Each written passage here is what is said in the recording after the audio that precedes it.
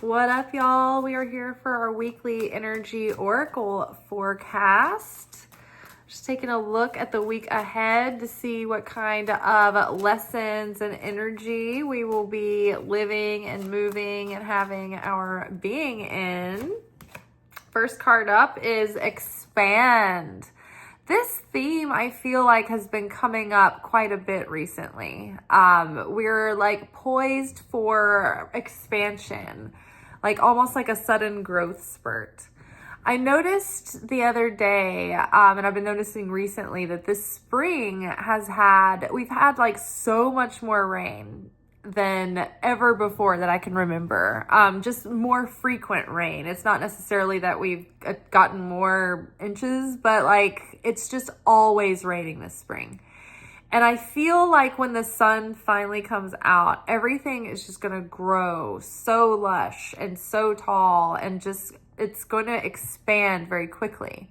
Well, I noticed recently too that like suddenly my hair had suddenly gotten really long, and I was like kind of chalked it up to the rain. I was like, I wonder if like somehow like all of this rain is even like giving my hair like that kind of growth spurt.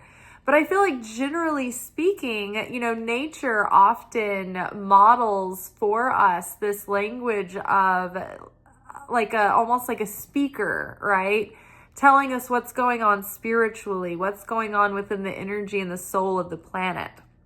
And so a lot of times nature will almost like metaphorically like represent what's happening, or symbolically teach us things, or mirror to us spiritual truths about the cosmos. And so I don't know, for some reason I just feel like we are all on the verge of this growth spurt.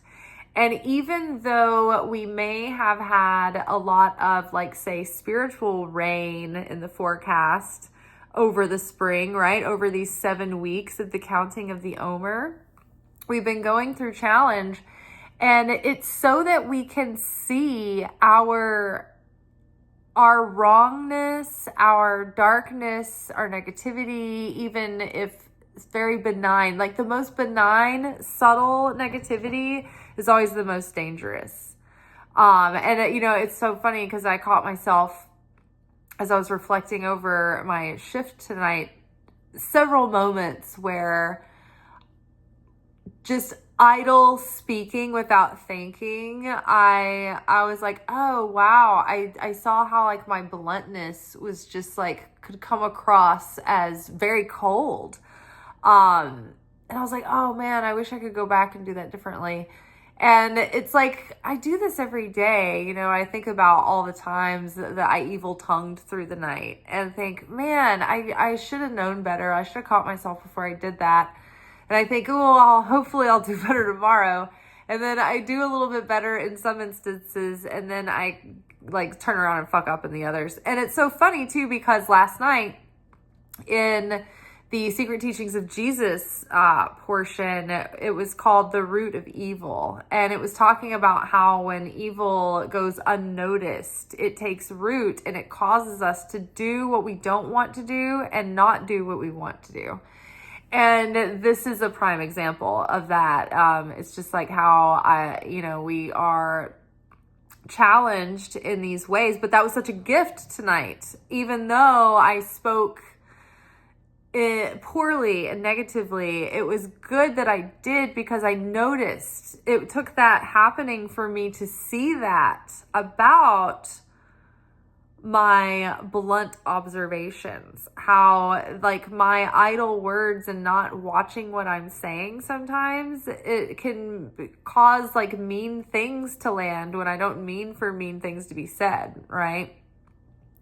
But it just puts like, it's like shooting guns in the air, on holidays, and you don't think about the bullets that are going to be falling down, That's a weird analogy. I don't know, that just came out because, our words are like that, they're very impactful.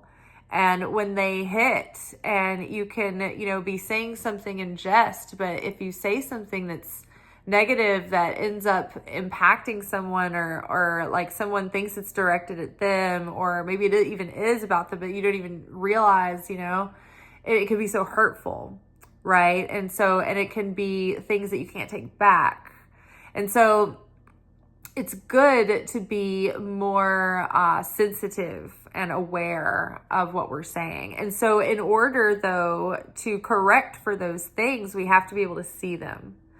And it takes those moments of when we, kind of fuck up, or when the universe sends us moments of triggers or challenges. I feel like I've had a whole bunch of triggers and challenges recently, like almost like a grand finale of the Omer. And today, right now, we're in Shavuot, which is like, I guess it's over 3 days. It's this evening, tomorrow, Monday, and Tuesday, through Tuesday sundown, through Tuesday evening. And these days are to commemorate, and they're an open cosmic energy and gates in time of us connecting to the light of the Creator that was present when giving the Torah to the Israelites, because they were so unified and in such a state of certainty after the parting of the Red Sea. It was like they were experiencing these miracles, and like immortality was happening, and spontaneous healings, and all of these things. They had overcome their darkness, even if only temporary, and that expanded their capacity to be able to channel that light of the Creator. And so they were living in a miraculous state, right? For us to be able to expand ourselves, to live more in the expression of the light of the Creator, like the Israelites, and reveal more miracles in our lives, we have to be able to see the parts of ourselves that we need to shed, or be more mindful about, or consciously aware of trying to transform and evolve those parts of ourselves. So it takes seeing them, but the challenges and the things that provoke those things out of us are necessary for us to be able to see those things. And then we know what we need to take care of, right? And so the thing is that now that we have the information, it's like now it's up to us, though, to do our best to make change and to move forward, and to die to those parts of ourself and practice restriction in those areas. So restriction is a really great word, because it suggests like you have to like hold yourself back from taking an impulsive action. And this is actually going to help us expand and grow and elevate and go into that next level. All right, what else? Ooh, reflect. Okay, so when you see these things coming up, don't just take a moment and be like, oh yeah, but really take it with you and reflect on them. If you can, journal. If you have time, write them out. But every night and every day, we should pour ourselves out to the Creator, reflect on the day, and tell the Creator, okay, I remember these moments through the day that I was short with someone, or I wasn't as excited with someone. I didn't give them the energy that I should have. I was kind of too into myself in the moment, and I wasn't as present for them as I should have been. Or my own energy, my own stuff got in the way, so I couldn't be as excited with them as I should be. I missed an opportunity in that regard as well. Just answering the phone and talking to somebody, when you're in a moment where you're not in the best state, but you're like, oh, I'll go on and answer the phone. And then you're not giving them the energy that you should. And then you feel like, you kind of failed them in that moment, But it's really witnessing those moments of, about ourselves and trying to hold on to what is being revealed to us, even though it's uncomfortable and we don't want to look at it. We want to look away. We want to avoid ourselves, and we want to avoid the uncomfortable, and we want to avoid especially thinking about how, you know, we've offended others or hurt other people or have been, you know, shitty in a moment, you know. But those are the things that we kind of need to reflect on, because those are the things that are holding us back from our greatest, fullest expression of our potential, you know. And you know, we all have our moments, you know, we can all be shitty. Some people are just like sweeter than others. Some people are more genuinely like have more self-control than others. Some people are more self-aware already. Some people just aren't a-holes to begin with, but we all have stuff, you know, it just comes out in different ways. But to reflect on that this week is good. It's part of this week is learning how to be in that state of unity and oneness, and be there to uplift one another, and be there to support, and to be in a state of friendship and brotherhood and giving and love for one another, to practice love for one another. And it's so funny too, because tonight it's like the first day of the week. It's like, all right, love one another, try to be in brotherhood, try to be in union. And I had this like private party I was working on, and it was just a very difficult group of people to deal with, because they weren't drinking any alcohol, but they wanted like the most complex forms of soda water with like a splash of this and that. And it's like, it sucks because it's like soda water's pretty much free. There's not like, it's hard to like charge people for these drinks. So it's even if you do, it's not enough to like push the check up. So you're not really getting any more in your tip for like these people running you to death. And they wanted like over like refills after refills after refills. And it's just like, there's 40 of y'all. 40 of people. How much time do you think two people physically have to get all of these different varieties of drinks for you, while we're also, you know, moving a minimum of 200 plates around this room? So just like, you know, cool it. If you're not ordering mocktails, then have some restraint. Some restriction. All right. But yeah, so I was getting really, the point of that story was that I was getting really sour with these people just for a lot of layers of reasons. They were also one of those mega churches. And I thought they were just there to have time together. And I thought maybe they were bringing the elders of the church out for like a treat, right? I thought, oh, that's nice. And I wait on churches a lot that kind of do that. That's nice. Yeah, I don't mind taking care of them. This is a mega church that started using a lot of those like manipulative, you know, catch phrasing and their cultural jargon. And I was just getting more and more comfortable with this group. And then they asked us to hold dessert for a while because they were going to fellowship. And it's so funny because Miranda, the girl I was working with, she was like, I think they're going to be out early. We're going to be out early. I was like, no, we're not going to be out early. This is a Christian group. They're going to want to fellowship. And I just thought they were going to hang out, shoot the breeze, and just linger at camp. But they actually used the word fellowship. She goes, yeah, you're right. You called it. They said they wanted to fellowship for a period of time in between when we clear their entrees and then when they fire their desserts. I'm like, wait, what? They asked for that? Okay. I'm like, how much? Cause like, I don't know. It's just a long story. So I was like, okay, all right. It's going to like stretch out our night so late. I'm like, oh my God.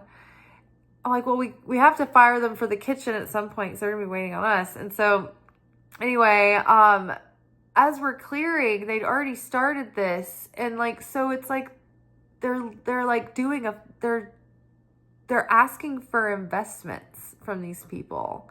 Like they're investment banking for their church. And they even use the words investments, and it's like a fundraiser, and they're languaging around it, and the way that they structured the whole night, it was a sales pitch, and it was manipulative, and it was really pissing me off.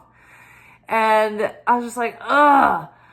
And of course, this is like part of the simulation. It's so useful to just pretend that, like, what if these people don't even exist? What if everything outside of me does not exist and they're only here to be to the part of the simulation that antagonizes me and triggers me, or serves as the person that you're supposed to help. It's like everybody's serving this purpose. So whilst keeping compassion for people's humanity, also remember that they are placed perfectly in your way to cross paths with. So I'm just like, oh my gosh, I'm getting so annoyed. I'm feeling anything but unity and love for these people, especially with all of their complex free drinks that aren't driving at the time. I'm just like, oh my God, still even now. And, and then I'm getting like, even more just like, ugh. The more I spent time with it, and it's so funny because that was like my challenge for the night. I should have seen that, this was what I was supposed to be reflecting on. This was the thing I was supposed to be like, choosing love. But then also I think of not characters, but real people like John the Baptist who were confronting the corruption. And what about Jesus going to the temple and like flipping the tables and being like, you've made this into a house of thieves. And it should be a house of prayer. And so, I don't know, it was also complex. And I was busy getting refills. So, it all happened so fast. So that's why a restaurant is such a great place to do your spiritual work, because everything comes out. There's so many opportunities for the universe to give you workshopping moments. So this week is going to be opportunity for big expansion. But the gasoline for the expansion is seeing that stuff in ourselves and trying our best to do, to knowledge.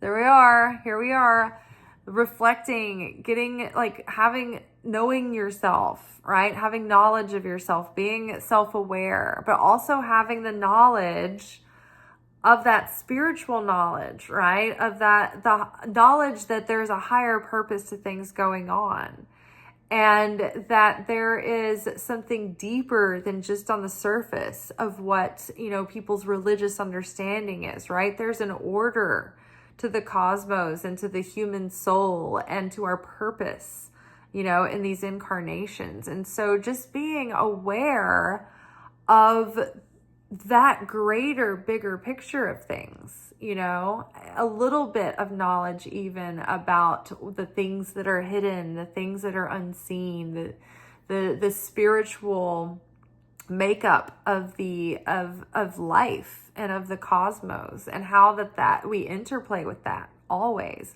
And the more that we're self-aware of that and integrate that, the more transformation we're capable of having, the more miraculous things start to become in our lives, the more we're in flow with the rules and the laws of spirituality and nature. And the more miracles we can channel through from the Creator. But yeah, our knowledge will be like sort of like where it's been being primed. It's like that knowledge, that understanding is going to be coming forward, right?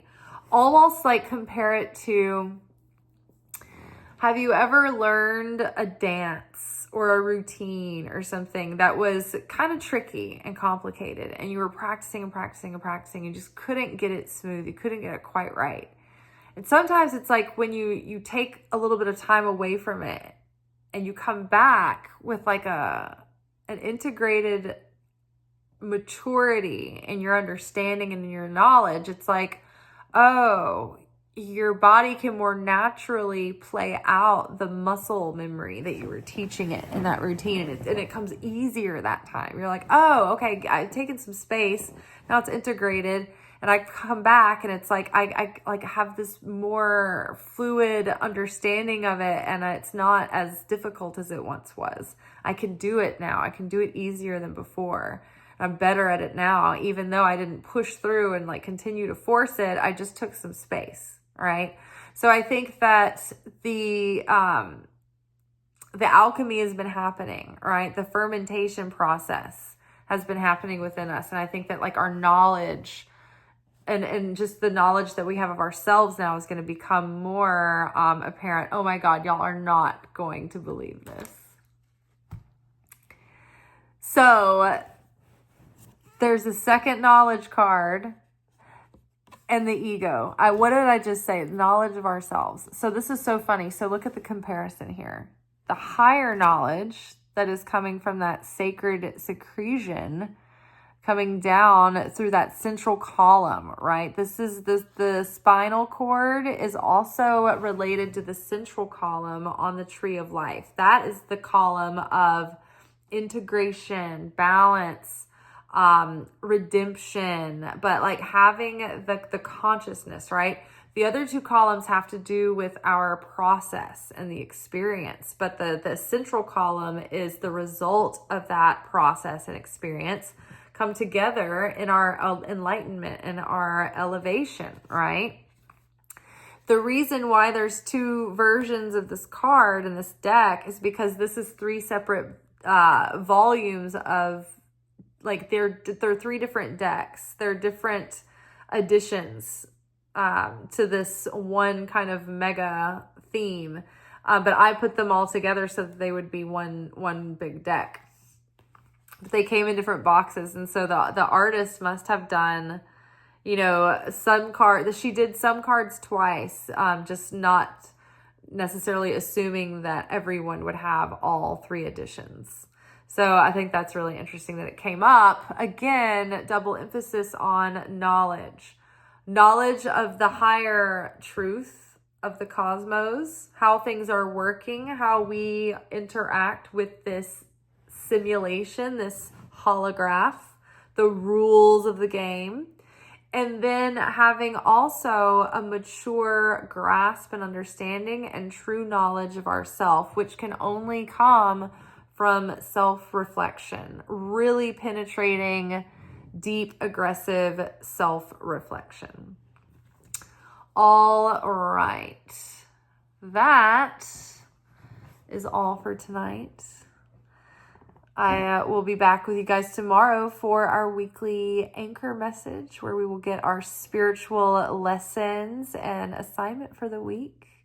And until then, let's all just pray for peace on earth. I pray that there's a ceasefire in Gaza, and that all of the immigrants in the United States are safe and secure. And, you know, that would be the miracle immediately that I would ask for right now. If there was that kind of specific request granted for this Shavuot. But yeah, to have peace on earth and to end this hatred and this violence, that would be my prayer. And if we all agree on that, then that's pretty powerful. All right, you all, much love. Peace. Ciao.